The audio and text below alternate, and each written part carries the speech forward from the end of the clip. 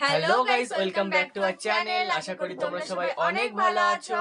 আমরাও অনেক ভালো আছি তোমাদের আশীর্বাদে। তো গাইস, আমরা আজকে একটা নতুন ভিডিও নিয়ে চলে এসেছি। শুভ সন্ধ্যায় শুভ ভিডিও নিয়ে চলে এসেছি, একটা ভালো ভিডিও নিয়ে চলে এসেছি।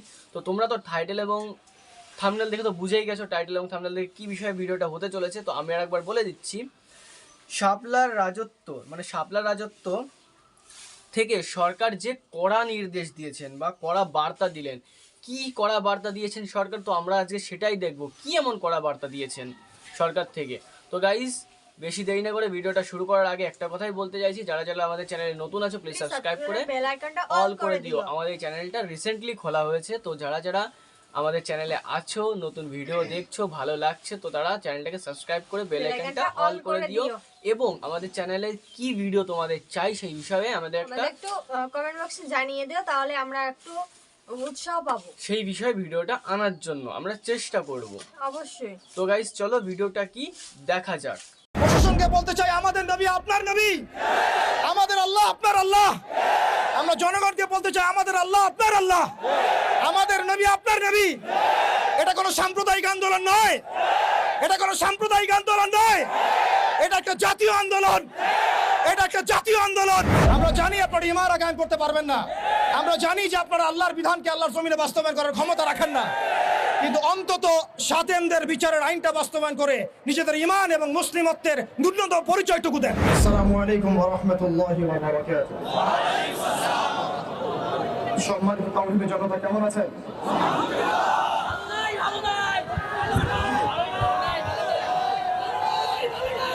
ডক্টর আনন্দ রাসূলকে অপমান করে যায় মাটিতে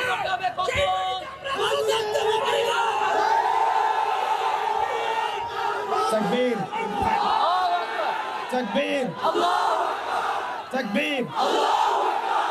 বিসমিল্লাহির রহমানির রহিম। আলহামদুলিল্লাহ নাহমাদুহু ওয়া নুসাল্লি আলা রাসূলিহিল কারীম, আম্মা বা'দ।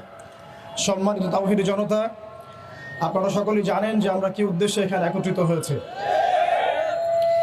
আল্লাহ রাব্বুল আলামিনের দরবারে আমরা লাখো কোটি শুকরিয়া জ্ঞাপন করছি যে আল্লাহ রাব্বুল আলামিন আমাদেরকে আরো একবার শাপলা চত্বরে আসার তৌফিক দিয়েছেন। এই শাপলা বাংলাদেশকে ঈমান এবং কুফরের মেরুকরণে বিভক্ত করে ফেলেছে। এই শাপলা বাংলাদেশকে তাওহীদ এবং শিরকের মেরুকরণে বিভক্ত করে ফেলেছে। গত জুমার দিন আমরা এখানে ছিলাম, আমরা কি কি দাবি উত্থাপন করেছি সেটা আমাদের প্রশাসন সরকার খুব ভালো করেই জানেন, কিন্তু বিগত 7 দিনে আমরা এর বিরুদ্ধে কোনো রকম ব্যবস্থা গ্রহণ করতে দেখি নাই। আমরা এখানে তথাকথিত কোনো গণতান্ত্রিক আন্দোলন করতে আসি নাই, আমরা এখানে কোনো ইলেকশন করতে আসি নাই, আমরা এখানে নতুন কোনো রাজনৈতিক দল ঘোষণা করতে আসি নাই, আমরা এখানে কোনো রাজনৈতিক দলের লেজুবৃত্তি করতে আসি নাই। আমরা যারা এখানে হাজির হয়েছি একমাত্র আল্লাহ এবং তার রাসূলের মহব্বতে হাজির হয়েছি। আমরা যারা এখানে হাজির হয়েছি শুধুমাত্র এক আল্লাহ এবং তার রাসূলের প্রেমে হাজির হয়েছি। আমরা বাংলাদেশের মধ্যে খেয়াল করে দেখছি, অভ্যুত্থান হচ্ছে, সংবিধান সংস্কার হচ্ছে, নতুন রাজনৈতিক দল গঠন হচ্ছে, ইন্টারনাল অনেক মিটিং হচ্ছে, অনেক মিছিল হচ্ছে, পলিসি মেকিং হচ্ছে, এবং আমরা দেখছি নির্বাচনের প্রস্তুতি চলছে। কিন্তু 16 কোটি মুসলিম দেশের 16 কোটি মুসলিম জনতার এই বাংলার মাটিতে সাতেমে রাসূলদের বিচারের কোনো ব্যবস্থা গ্রহণ করা হচ্ছে না। তার মানে কি আমরা ধরে নিব যে সাতেমে রাসূল এই ইস্যুটি এবং মুরতাদ এই ইস্যুটি, ব্লাসফেমির এই ইস্যুটি আপনাদের কাছে রাজনীতি, অর্থনীতি, সংস্কৃতির চাইতে গৌণ বিষয়? আমরা কি এটা ধরে নিব যে রাসূলুল্লাহ সাল্লাল্লাহু আলাইহি ওয়াসাল্লামের শানের খেলাফ কথা বলা, তার বিরুদ্ধে বক্তব্য দেয়া, লিখনি স্থাপন করা এবং তার বিরুদ্ধে অবস্থান নেওয়া, এটা আপনাদের রাজনীতি, অর্থনীতি, শিক্ষা, সংস্কৃতির চেয়ে বেশি গুরুত্বপূর্ণ? যদি এটা আপনারা প্রচার করতে চান এবং এটা প্রমাণ করতে চান, তাহলে বাংলার তাওহীদের জনতা কিন্তু চুপ করে বসে থাকবে না। তাওহীদের জনতা, আরেকটা বিষয় আমি স্পষ্ট করতে চাই, সেটা হচ্ছে বাংলাদেশে কেউ হিন্দু হোক আমাদের কোনো আপত্তি আছে? কেউ বৌদ্ধ হলে আমাদের কোনো আপত্তি আছে? কেউ খ্রিস্টান ধর্মাবলম্বী হলে আমাদের কোনো আপত্তি আছে? কেউ যদি নাস্তিকও হয়ে যায় আমাদের কোনো আপত্তি নাই। কিন্তু নাস্তিকতার দোহাই দিয়ে সেই লেভেলকে ব্যবহার করে যখন আপনি আল্লাহ এবং তার রাসূলের শানে কটূক্তি করবেন, আমাদের আপত্তি তখনই আমরা ঘরে চুপ করে বসে থাকবো না ইনশাআল্লাহ। আপনি নাস্তিক হয়ে জাহান্নামে যান, আমাদের কোনো আপত্তি নাই, কিন্তু নাস্তিকতার আদলে আপনি মুসলিমদের সেন্টিমেন্টকে আঘাত করতে পারেন না। আপনি কোন ধর্মের তাবেদার হয়ে ইসলাম ধর্মকে কটূক্তি করতে পারেন না। আপনি ইসলাম ধর্মের এবং তাওহীদি জনতার সেন্টিমেন্টে আঘাত করতে পারেন না। আমরা নবী সাল্লাল্লাহু আলাইহি ওয়াসাল্লামের স্পষ্ট হাদিস শুনিয়েছিলাম, আপনাদের সবার মনে আছে, মান সাব্বা নাবিয়ান ফাকতুলু, মান সাব্বা নাবিয়ান ফাকতুলু, মান সাব্বা নাবিয়ান। এখন আপনারা সবাই জানেন এই দায়িত্ব কার উপর বর্তায়? এই দায়িত্ব বর্তায় আমাদের সরকারের উপরে।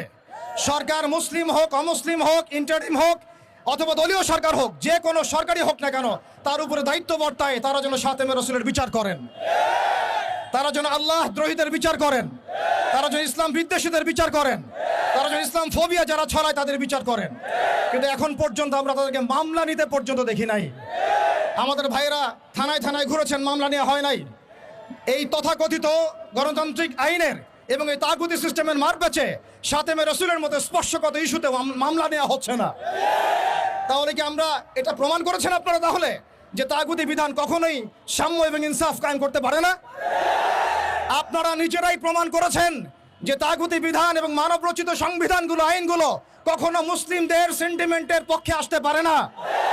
তারা কখনো শাতেমে রাসূলের পর্যন্ত বিচার করতে পারে না, তারা আল্লাহ দ্রোহীদের বিচার করতে পারে না, তারা ইসলাম বিদ্বেষীদের কোনো বিচার করতে পারে না। আপনারা পারেন শুধু দুটো কাজ করতে, এক পশ্চিমাদের তাবেদারি করতে এবং দুই ভারতীয়দের তাবেদারি করতে এবং তাদের অভ্যন্তরীণ দালালদের তাবেদারি করতে। অতএব আমরা আবারও সতর্ক করতে চাই, এই সুস্পষ্ট হাদিসের উপরে আপনারা আমল করুন, অন্যথায় তাওহীদি জনতা শরিয়া আইন বাস্তবায়ন করার প্রক্রিয়ার দিকে হাঁটবে ইনশাআল্লাহ। ইয়া খিলাফা ইয়া শাহাদাত, হয় খিলাফত না হয় শাহাদাত, হয় খিলাফত না হয় শাহাদাত। সম্মানিত তাওহীদি জনতা, আমি অল্প কথা শেষ করব। আমরা এই তাগুতি সিস্টেমের কাছে কোনো রকমের আবদার করতে এখানে আসি নাই। আমরা তাগুতি সিস্টেমের কাছে আবদার করতে আসি নাই, বরং আমরা অধিকার পেশ করতে এসেছি। এটা আমাদের কোনো দাবি না, বরং মৌলিক অধিকার। আমরা আমাদের মৌলিক অধিকার পেশ করতে এসেছি। প্রিয় তাওহীদি জনতা,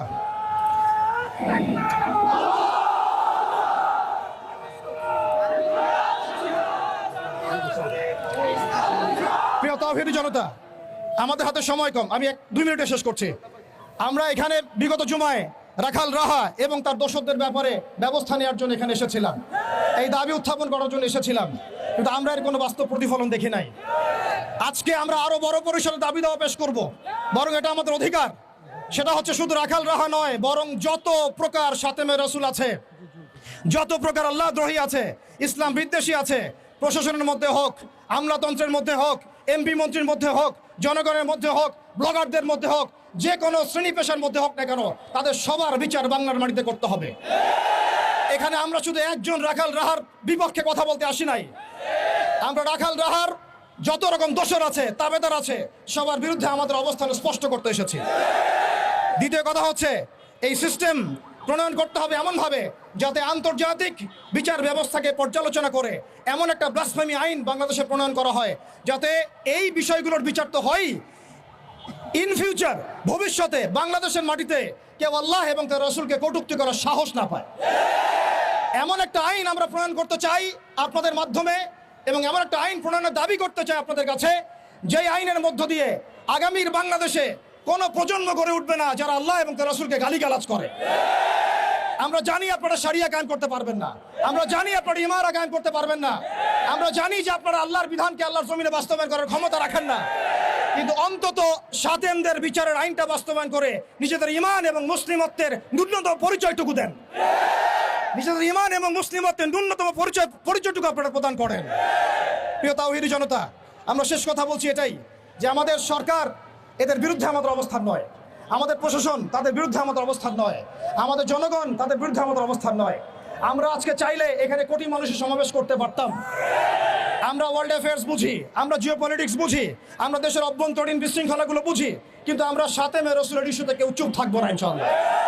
যতদিন পর্যন্ত আপনারা এটা বাস্তবায়ন করবেন না, ততদিন পর্যন্ত বাংলার তাওহীদি জনতা ঘরে কখনোই চুপ করে বসে থাকবে না। অতএব আমরা সরকারকে অনুরোধ করতে চাই, আমাদের নবী আপনার নবী, আমাদের আল্লাহ আপনার আল্লাহ। প্রশাসনকে বলতে চাই, আমাদের নবী আপনার নবী, আমাদের আল্লাহ আপনার আল্লাহ। আমরা জনগণকে বলতে চাই, আমাদের আল্লাহ আপনার আল্লাহ, আমাদের নবী আপনার নবী। এটা কোনো সাম্প্রদায়িক আন্দোলন নয়, এটা কোনো সাম্প্রদায়িক আন্দোলন নয়, এটা একটা জাতীয় আন্দোলন, এটা একটা জাতীয় আন্দোলন। মান সাব্বা নাবিয়ান ফাকতুলু, মান সাব্বা নাবিয়ান মান সাব্বা নাবিয়ান ওয়া আখিরু দাওয়ানা আনিল হামদুলিল্লাহি রাব্বিল আলামিন। সো গাইস ভিডিওটা খুবই ইন্টারেস্টিং ছিল, মানে ভিডিওর মধ্যে এত পরিমাণে সাসপেন্স রহস্য লুকিয়ে আছে, মানে বোঝা যায়নি প্রথম ভিডিওটা, মানে প্রথম থাম্বনেল এবং টাইটেল দেখে তো আমরাও বুঝতে বুঝতে পারিনি পারিনি এর মধ্যে কি আছে, বাট এর মধ্যে অনেক অনেক জিনিস আছে। এত পরিমাণে সাসপেন্স লুকিয়ে আছে যে মানে আমাদের মুসলিম ভাইরা তিনারা এত জোট বাঁধেন না, কোনো না। কিছু বড় কিছু না হলে জোট বাঁধেন না। এনারা একটা গণ আন্দোলন শুরু করেছে, মানে গণ আন্দোলন এনারা কিন্তু শুরু করে না এত তাদের, মানে এরকম ছোটখাটো জিনিস নিয়ে করে না। তো আমি এনাদের দেখে যা বুঝতে পারলাম খুবই বড় কিছু নিয়ে বেঁধেছে। আর একটা কথাই বলছে, সরকার প্রশাসন কোনো কেস মানে কোনো দাবি তাদের মেনে নিতে চাইছেন না। এটা ভুল, এটা মানে সরকারের কাছে যদি আমি কিছু বলি তারা যদি না মানে এটাই ভুল। তাহলে সেই সরকার থাকার থেকে না না থাকা থাকাই অনেক ভালো। ভালো, আমার এটা মনে হয়। আর প্রশাসনের কথা বলছেন, প্রশাসনকে যদি আমি গিয়ে আমার অসুবিধার কথা বলি, প্রশাসন সেই সাহায্যটা আমাদের করতে বাধ্য। অবশ্যই। কিন্তু আমাদের এই মুসলিম ভাইদের নবীর বিষয় নিয়ে কোনো সাহায্য প্রশাসন করতে চাইছেন না। মানে আর ওনারা কোনো স্টেপই নিতে যাচ্ছে না, এটা এটা তো ঠিক না না। আর সরকারকে বলছে কি যে সরকার মানে সরকারের কথা বলছে যে সরকার হিন্দু হোক, মুসলিম হোক, দলীয় নেতা হোক, যাই হোক না যাই কেন, হোক না কেন, সরকার তো সবার জন্য সমান। তো সেই কথাই বলতে চাইছে যে আমাদের এই আন্দোলন গণ আন্দোলন, এই আন্দোলন কোনো রাষ্ট্রীয় আন্দোলন না। তার মানে এনাদের বোঝা যাচ্ছে, এটার থেকেই বোঝা যায় যে এনাদের নবীকে নিয়ে কিছু কথা বলা হয়েছে। সো গাইস, তোমরা যারা যারা বাংলাদেশ থেকে আছো বিষয়টা যদি জেনে থাকো, আমাদের প্লিজ প্লিজ একটু একটু সাবস্ক্রাইব।